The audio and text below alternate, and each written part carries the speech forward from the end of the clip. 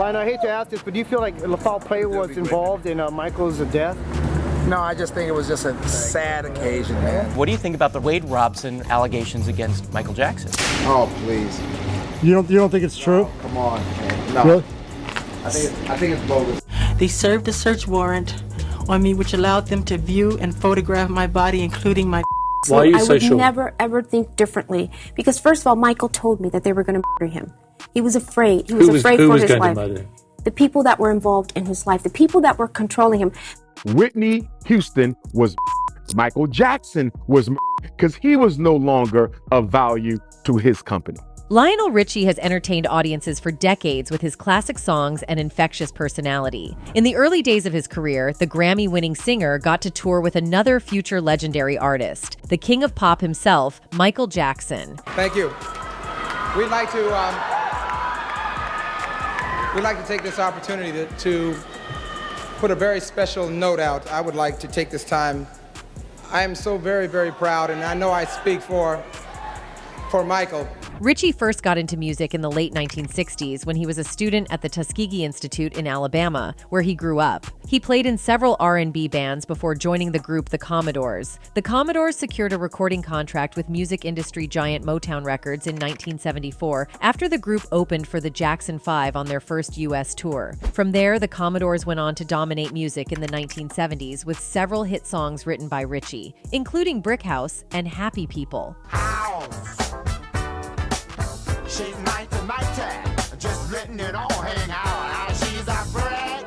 In the following decades, Richie enjoyed a wildly successful solo career as a singer and songwriter. To date, he's sold over 100 million records worldwide. The singer reflected on the Commodores' breakout alongside the Jackson 5 in a 2021 interview with supermodel Naomi Campbell on her web series No Filter with Naomi. He told the story of how Motown's PR rep, Suzanne DePass, approached their manager, Benny Ashburn, about finding an opening act for the new group's first U.S. tour in 1971. I have my first job. My job is to take this new group called the Jackson 5 across America on their first U.S. tour. She said, "I have my first job. My job is to take this new group called the Jackson 5 across America on their first U.S. tour," Richie recalled DePass saying, "I'm looking for an opening act. We had an audition," he went on. "We played for the Jackson 5 across the entire U.S. tour. When we got to LA, California, they saw us, they signed us, and magic happened." Campbell was shocked that Richie had known Michael Jackson and his brothers from a young age. "He was about like that," he said,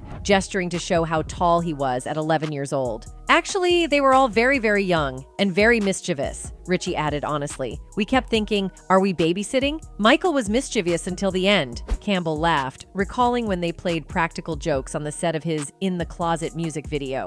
"They just love to play all these crazy pranks," Richie said lovingly. "If you leave your shoes outside the door to be polished at the hotel, you wake up the next morning, they've put ice cubes, and what they didn't tell you is that by morning it's melted so your shoes are wet." You and Michael were together since early, young. He was about like that, and actually they were all very young and very mischievous. "Or they'd put itching powder in our afros on the plane," he continued. "If you've ever seen an afro just beautifully picked, it's one thing. An afro with itching powder in it after an hour flight. They thought it was so funny, but we got 'em back." He smiled. "We got him back." Over the years, the veteran singer feared there was something seriously wrong with his pal Michael Jackson, but still blames the bright lights of fame for masking his weirdness. As mentioned, the Hello hitmaker was close friends with the king of pop and was often worried about the notoriously eccentric star's mental health. Richie admits he often wanted to take the Thriller singer aside and talk sense into him, but insists the distortion of life in Hollywood made it impossible to confront the legendary singer. He tells British magazine Event, "Every time I saw him, I wanted to help. There was something seriously wrong with Michael, but you have to understand that this is Hollywood, so you can't use the word weird. In Des Moines, Illinois, you'd get locked up. In Hollywood, it's just another day. So if you want to employ staff to look after your chimpanzee and your giraffes, then that's perfectly normal." Richie is also convinced Michael would never have been able to complete the ambitious run of 50 comeback concerts in London that he was preparing for when he passed away, adding, "I last saw Michael about a week before he died. He was really thin, really not healthy, really not capable of making that tour. The heartbreaking irony of Michael Jackson is that we used to always say, 'We'll never get involved with,' and he died of just that." The singer harbors several memories with Michael, probably more than any other artist outside of the Jackson family and legendary producer Quincy Jones. The now 74-year-old singer and television personality said on an April 2021 episode of Watch What Happens Live that he had a scary moment while writing a song with late singer Michael Jackson. Tell me your favorite memory of the writing process with Michael Jackson.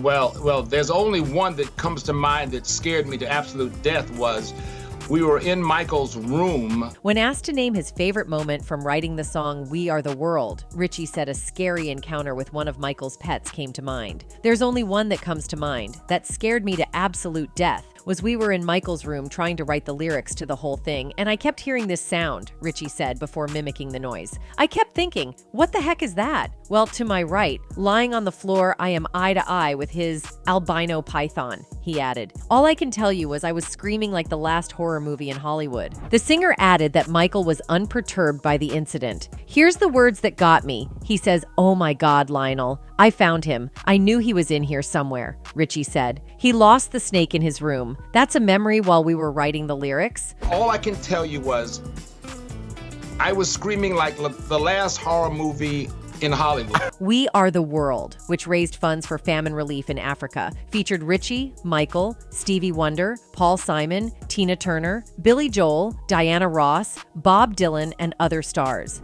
The singer said he was worried about Dylan showing up on time for recording. Bob is a sweetheart, but when Bob says, "I'll be there," you have to say to yourself, okay, did he get the right day? Is it the right time? Is he going to be there? He said. Surprisingly enough, Bob was one of the first there. Bob Dylan. Bob is a sweetheart. But when Bob says, "I'll be there," you have to say to yourself, okay, did he get the right day? Is it the right time? Is it going to be there? Surprisingly enough, Bob was one of the first there. On the same show, Richie also discussed writing the song Lady for Kenny Rogers. I wrote the song in sketch form. It was called Baby, Richie said. If you know anything about presenting a song to the Commodores, you don't finish the song because if they don't like the first half of it, they'll throw it away. So I didn't finish it. Rogers called me and said, "Do you have a song for me?" Richie said, "I now go to Vegas. Kenny Rogers tells me how in love he is with his new wife. I've never had a lady before in my whole life. Can you imagine, Lionel? I married a real lady. By the way, what's the name of the song?" I said, "Lady." You wrote the song Lady, and Kenny Rogers, it was a huge hit for Kenny Rogers. Why did you write it for Kenny Rogers? In 2015, the all-night-long hitmaker revealed that the death of his friend and music icon back in 2009 is something that he will never make peace with. Speaking to Hello Magazine, the superstar explained that he still can't believe the king of pop is gone and probably won't ever come to terms with it. "To this day, I can't get it into my head that he's dead. It still doesn't seem real. It's so huge to me that he's not here." And I hate to ask this, but do you feel like foul play was involved in Michael's death? No, I just think it was just a sad occasion, man. Richie added, "It's my birthday on June 20th, and I'll never forget that year. I decided to delay my party because Michael was rehearsing for his big tour. He only lived a block and a half away, and I wanted our kids to get together, so I told him I would put it off until the weekend. But that was the week Michael died. Every year since, when my birthday is coming up, I still think of that day." Like millions of his fans and his family members, Richie believes that his friend was set up with a slew of legal roadblocks aimed at tarnishing his reputation. After all, this man was a big deal. Michael is commonly known as the greatest entertainer to ever live. He has electrified the masses since he was a little boy, being a natural performer all of his life. He is known for having the greatest selling album of all time in Thriller, revolutionizing the music industry with his influential performances and styles, breaking the MTV color barrier as one of the first African-American appearances, and last but not least, being rightfully crowned as the king of pop. Despite all he's done for global pop culture, there are still those who try to actively defy his legacy and invalidate Michael as a human. Whether it's shocking tabloids about his appearance as he aged, blatantly false rumors of him bleaching his own skin, headlines openly mocking his children, and many more. Slandering Michael's name has been a cash cow for big media for the past 40-plus years. A combination of illustrious profit and definite racism keeps the singer's name in the news to this day. To no surprise, the world can't go too long without resurfacing the most horrific of these headlines. headlines: Michael's M allegations, highlighted mainly and most recently by the 4-hour-long documentary Leaving Neverland, a documentary consisting of a 100% lack of evidence, use of fake and altered footage and audio, testimonies already proven false, and constantly changing stories that are contradictory to what people like Lionel Richie know is factual. Everybody wanted to meet Michael or be with Michael.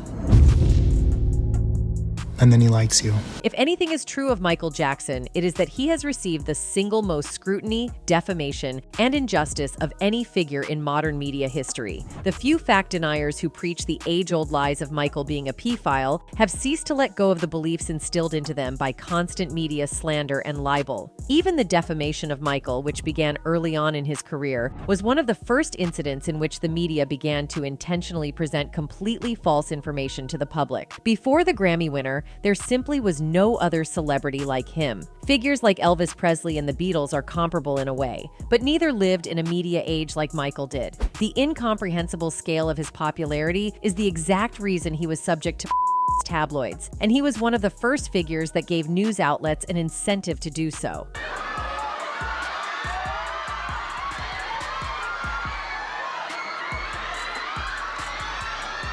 According to Richie, it doesn't take much research to come to the conclusion that his friend received brutal and falsified coverage of his life constantly. News coverage of the singer was an early pioneered method we see more and more today. With social media, every ill-informed individual who lacks serious evidence is free to influence the opinions of others. False information that is constantly circulating by the masses has become impossible to keep in check and regulate. Not to mention, when there is an attempt to regulate information on these platforms, what is the process of deciphering what remains to the public and what doesn't? Wrongful censorship on social media is a serious problem, and it isn't a very complex algorithm to figure out. What is presented to the public on these platforms is not what is verified as factual or research-based by any means. Instead, it's constantly an attempt to push an individual biased narrative on every individual, a biased topic that surfaces on the internet. According to Richie, the way Michael Jackson was treated during and after his life is nothing short of a modern-day lynching. It truly raises the question of how society will look back and view the treatment of the singer, especially in comparison to other celebrities. Will society look back and view it as primarily financially motivated, racially, or something truly deeper? There is certainly the argument to be made that it is a definite combination of all of these reasons and more. Michael Jackson himself is the utmost example of pinnacle celebrity obsession in Western culture. As for the accusers' litigation against Michael, it had gotten to a certain point where the accusers had to consistently make their allegations more and more extravagant in an attempt to get the jury on their side. Once Wade Robson and James Safechuck realized they would never be believed, their allegations of sexual abuse blossomed into such claims, insinuating Michael Jackson was responsible for a gargantuan pedophile ring of some sort. Before you all met Michael Jackson, what did he mean to you?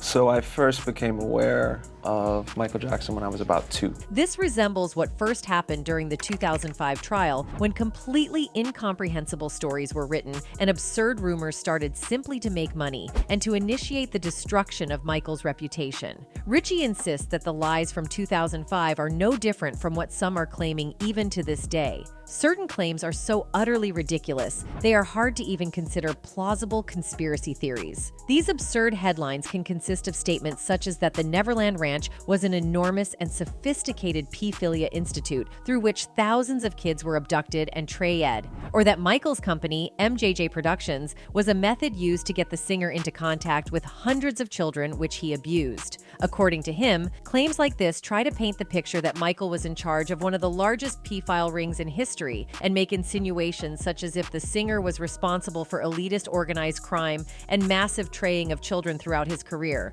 It simply says a lot about the information people consume and society's ability to process such information, especially once you realize that so many people believe such claims of Michael. Is it needless to state once again that the LAPD, Santa Barbara Sheriff's Department, FBI, and other authorities and intelligence agencies have publicly stated and proven that there has never been a shred of incriminating evidence against Michael Jackson? Jackson? When asked in an interview what he would like the public to know about the investigations on Michael, Brian Oxman, his former attorney, had this to say: "It's very interesting, Robin. In all of these pages, hundreds of pages, many hours of investigation going to the Philippines, going to Chicago, going all over the country, there's not one scrap of evidence that Michael Jackson ever harmed a child, did anything wrong, committed any crime. It's almost an indication when you look at this. The FBI looked at all of these matters and said that there's nothing here. And I think that's the most startling thing which I've seen." Mr. Jackson asked me to make a statement here. He tripped this morning and he fell in the early morning hours while he was getting dressed. His back is in terrible pain. He was in terrible discomfort during the entire trial proceedings. In regards to the 2005 trial in particular, it would take hours, maybe even days, and countless pages in order to go through all the slanderous things said in the media in attempts to openly mock Michael Jackson. Coverage of the 2005 trial was, and to this day, modern media's greatest failure. Breaking down all the individual things said by tabloids couldn't comprehensively do justice when portraying the blatant lies produced and consumed by the Globe.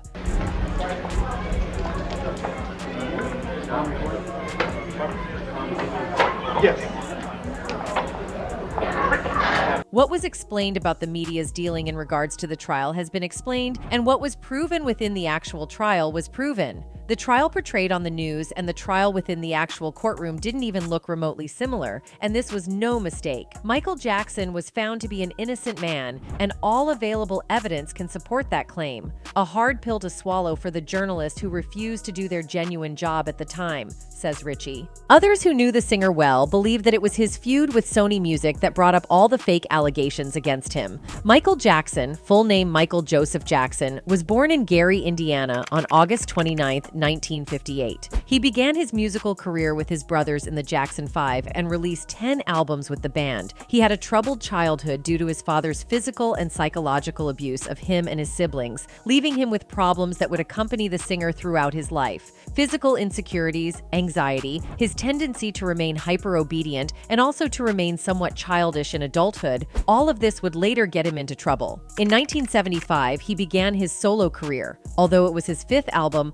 Off the Wall, which really established him as a solo artist and a promising star. He generated 4 top 10 hits and reached number 3 on the Billboard chart. And then came his 6th album, the world-famous Thriller, which made him achieve stardom, winning 7 Grammys and 8 American Music Awards, including the Award of Merit, the youngest artist ever to win it. Thriller became the best-selling album of all time, selling approximately 65 million copies, and topped the Billboard chart for 37 weeks, remaining in the top 10 for 80 weeks, with 7 singles reaching the top 10 songs. From that album on, Michael was already one of the biggest names in the industry, and with it came different kinds of accusations and rumors. In 1986, he was diagnosed with vitiligo, which caused an uneven depigmentation of his skin, so he resorted to makeup and was accused of wanting to be white, and other rumors, such as having the intention of buying the bones of the Elephant Man. In 1987, he released Bad, also with Epic Records, with great success but not reaching the success of Thriller. In the same year, he went on the Bad World Tour, a record-breaking tour that accomplished things such as filling 7 times the mythical Wembley Stadium, becoming one of the most successful musical tours in history. The tour lasted until 1989. Most of the earnings were donated to hospitals and orphanages, something very typical of Michael. In March 1988, he bought an estate in Santa Ynez, where he would build Neverland, with its own amusement park, zoo, and movie theater. Around this time, he was given the nickname of the King of Pop, popularized by Elizabeth Taylor, with whom he had a great friendship. I loved him. Michael Jackson. The story of your friendship with him, how did that begin?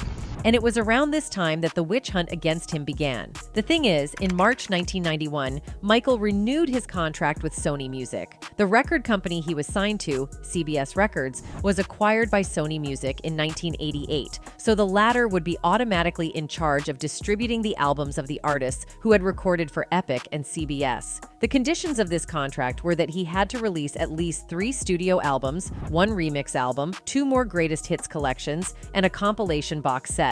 That same year, he released the album Dangerous with the single Black or White. In '92, he created the Heal the World Foundation to help the world's most disadvantaged children, victims of violence, poverty, and terminal illnesses. Later, he went on the Dangerous World Tour, all proceeds of which went to the foundation. From that moment on, Michael faced several difficulties in his life, such as the first accusations of abuse and his divorce from Lisa Marie Presley after 20 months of marriage, although he also had some joys, such as the birth of his children Prince and Paris Jackson after marrying Debbie Rowe when the tour of his album History was passing through Australia. It's worth mentioning that he merged his ATV catalog with Sony's publishing company, which acquired half of it for $95 million. The hardest disputes started in the 2000s. In 2001, Michael released the album Invincible, but he was waiting for his contract with Sony to expire so he could manage everything himself without depending on the powerful major or having to pay them a big part of the benefits. So he tried to find a way to end the agreement before, notifying it the then president of Sony, Tommy Mottola. So in retaliation, the label canceled everything related to the album 2 months before its release, in addition to canceling the single What More Can I Give?, which Michael recorded with the aim of raising money for the victims of 9/11, along with many other great artists. In addition, the singer realized that the lawyer who represented him in that case also worked with Sony, and that the label was pressuring him to buy part of his royalties. Sony, Tommy Mottola. Tommy Mottola is the president of the record division. He is he's a racist, and he's very, very, very devilish. Finally, Invincible was released, selling 13 million copies worldwide. It was here that Michael accused the previously mentioned Tommy Mottola of being a racist and a mobster, which made Sony decide not to renew his contract and make him pay $25 million that they lost due to Michael's refusal to tour through U.S. territory. He was also denied the right to refuse the release of a compilation album, Number Ones, in 2003 because they still had his distribution rights. Michael was openly critical of Sony, and especially of the infamous Mottola, whom he also accused of abusing Mariah Carey, a close friend of the singer and wife of the company's president at the time, since she told Michael about all the problems Tommy caused. It has never been the norm for artists to speak openly so bad about their record label as Michael did, usually fearing retaliation. But MJ was not just any artist, he was and is the king of pop, and after a lifetime working for others, he wanted to break free and be able to take his own reins, something he sadly never accomplished because although he managed to leave Sony in quotation marks because the last 2 albums he released, a special edition and a compilation, were with Epic, a subsidiary of Sony, he did not have much time being free because before he could start his last tour, This Is It, organized by AEG Live, he died in his Holmby Hills mansion due to a overdose. Famous or infamous, one of the best known people on the planet, ever. Without a doubt, Michael Jackson's worth more dead than alive. People wanted him dead. He was afraid. Something's not right. According to Michael's family and Lionel Richie, there has always been a halo of mystery surrounding the King of Pop's death. A lot of questions arise such as, the house was full of people, how come no one noticed Michael's condition? They only sentenced his doctor to 4 years for manslaughter, and on top of that, he gets out in 2 for good behavior? Why did he give him propofol? And why did the bottles have no doctor's details on them, as is standard in the US? Plus, propofol is a general anesthetic agent that can only be given by licensed anesthesiologists. How could he have traces of 18 different medications? Why did the doctor take half an hour to call 911? Numerous people believe that Michael was silenced. Among them, there is none other than his own sister, LaToya Jackson. Even Michael himself believed that they were after him, and maybe he wasn't very wrong. Absolutely. I never ever think differently because first of all, Michael told me that they were him. He was afraid. He was afraid for his life. The people that were involved in his life, the people that were controlling him. Do you think that all the show business ended with his death? The answer is no. After his death, as it usually happens, his sales went through the roof, collecting $90 million in the first year after his death. The fever for Michael was so high that Epic, through Sony, released the single This Is It, accompanied by a double album under the same name. The movie Michael Jackson's This Is It was also released. And guess the production company in charge? That's right, Sony. The movie, which along with the album, grossed around $250 million. And indeed, that did not end there. There are more posthumous adventures of Sir Michael. Due to the increase of his sales, Sony, through Epic, bought the exploitation rights of the King of Pop, which they had been trying for some time, off his heirs for 10 projects, since the distribution rights that Sony owned were going to expire in 2015. This was considered the biggest deal in the music industry, go figure. This deal included the already released albums Michael in 2010 and Escape in 2014. If you thought that was the end, then you're dead wrong. There is the icing on the cake, and that is that on the album Michael. Allegedly, Sony included 3 fake songs originally performed by Jason Malachi. They also included false credits, such as Dave Grohl in the song I Can't Make It Another Day. Producer will.i.am and Michael's own father criticized the release since nothing was approved by the singer before his death, and that he would not have considered it worthy due to being incomplete and not being good enough given his outstanding perfectionism, but it's obvious that Sony did not care. And along with the rest of the projects since Michael died, they collected their bag. So whatever you take out of this is up to you. But when Lionel Richie says MJ's allegations were used as a scapegoat, it seems like he knows what he's saying. And that's it from us today until next time. Thank you for watching.